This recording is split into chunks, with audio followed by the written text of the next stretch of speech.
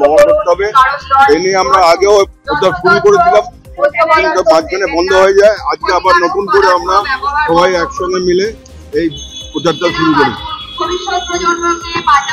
এটা আমাদের একটা এই পরিবেশের সাথে তো থাকতে হবে, এবং যেগুলো যেগুলো রেসপন্সিবল ওয়েতে করা যায় সেটাই আমরা করার চেষ্টা করছি। কেন কি রেনফল শুরু হয়ে গেছে, রেনি সিজন শুরু হতে চলেছে।